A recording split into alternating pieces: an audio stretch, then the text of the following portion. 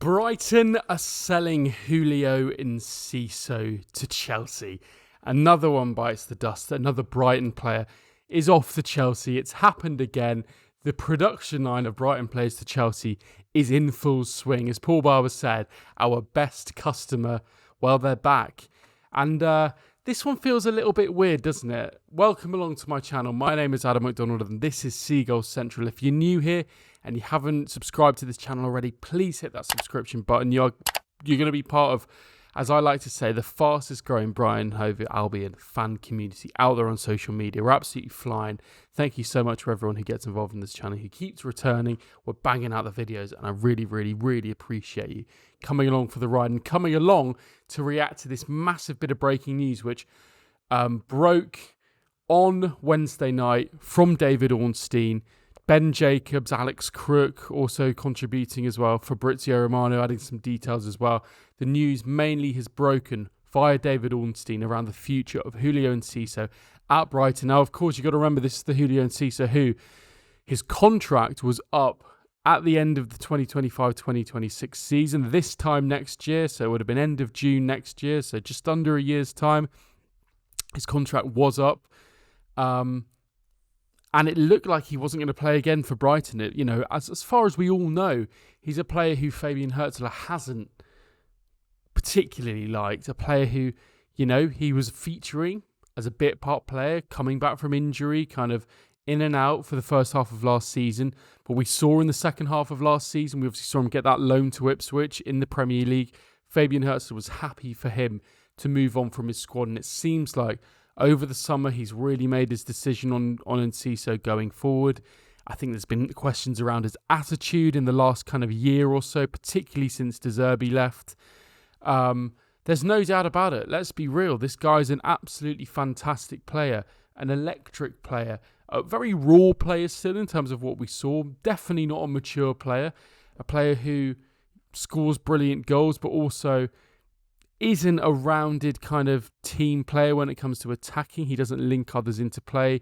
You could argue he's quite a selfish player in the way he plays, but often when he came off the bench, that was the perfect kind of player you need to kind of create that impetus into the game. But certainly Hurzeler had made his decision on Enciso. And with this injury that he'd got over the summer period, him having gone out to South America throughout our pre-season, us having not seen any of him, and of course him having that surgery, meant that we knew realistically we weren't going to see Julio Enciso again this season. We were probably going to have to bide our time with him in the injury room until January, and then we would have got a deal then. What's transpired is this.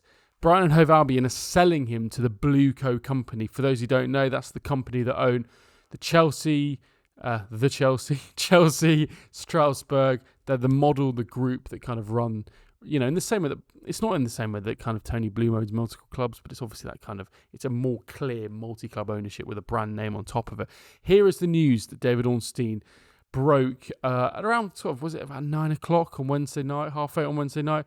This is the tweet. BlueCo reached agreement with Brighton and Hove Albion to sign Julio Enciso. Personal terms are in place with the 21-year-old Brighton midfielder. And the Paraguay international is expected to initially spend time at Strasbourg, but is viewed in the long term as a Chelsea player. Alex Crook coming in saying the original deal is £13.5 million plus some add-ons. Alex Crook saying it's around £15 million plus add-ons. Whichever way you cut it, it's a significantly lower deal than what Brighton had perhaps imagined, what we as fans had pictured that the price would be for Enciso. 2022, 2023, if you'd thought of the end of that season a couple of years ago when Brighton achieved Europe and Julio Enciso was one of many excellent young South American players. Caicedo, McAllister, Sarmiento, Buonanotte, Purvis Estupinian. I think we saw maybe Enciso's ceiling as the highest, his potential value in terms of what we could get out of his transfer sale being the highest, a 50, 60, 70, 80 million pound player, now going for the best part of 15 million quid. Now, let's make no mistake, people. Brighton and Hove Albion don't get themselves into positions where they let players go for cheap without understanding what they want to do, without the cards most of the time being in their hands.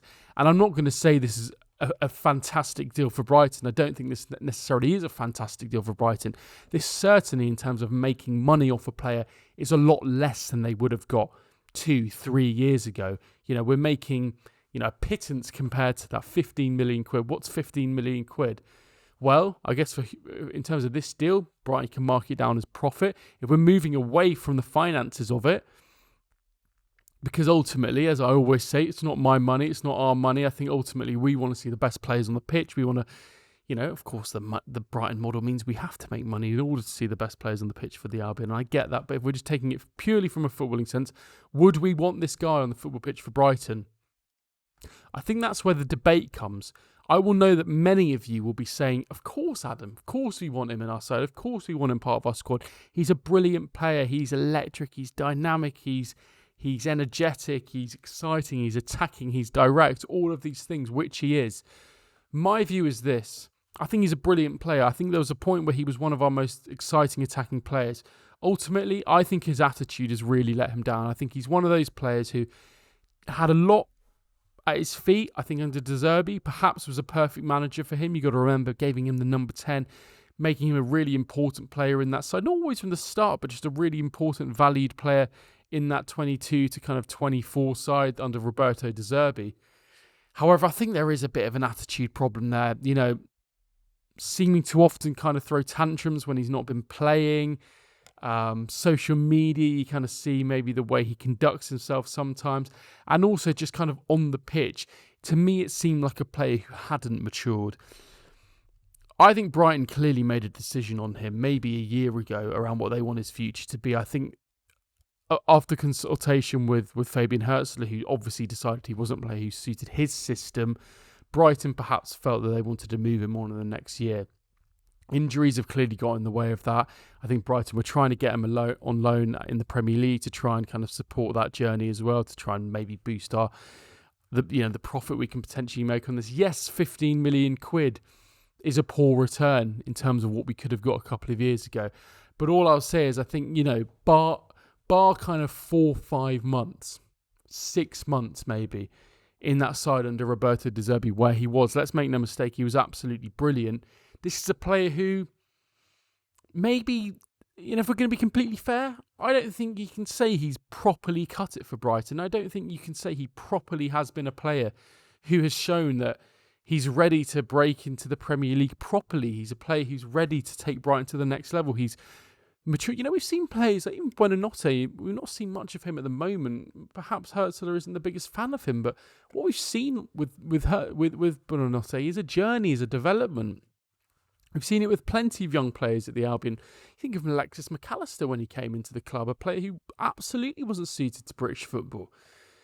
Slowly but surely developed his game, changed his game, worked on his game, understood how to play. I think we've just not seen that from Enciso. And look, this is kind of disappointing, but I'll be completely honest. I don't think, the world keeps spinning as far as Brighton and Hove Albion are concerned. This isn't a kind of a João Pedro leaving. This isn't a Stupinian leaving. This is nowhere near a Caicedo or even a McAllister leaving, which were on a completely different level even to those two players. Brighton will be fine. Brighton will make a bit of money off it. Brighton have plenty of attacking options. And I'll make a bet. Maybe I won't make the bet, but I'm not going to go. I was going to go strongly on this, but I don't really think it. But I think there's a decent chance that he will never play for Chelsea. That he will be in the BlueCo model. He'll play for Strasbourg. He might do well. I'm sure he will do well. I think he'll be a player who kind of fades into kind of a decent level of kind of middle of the road European football.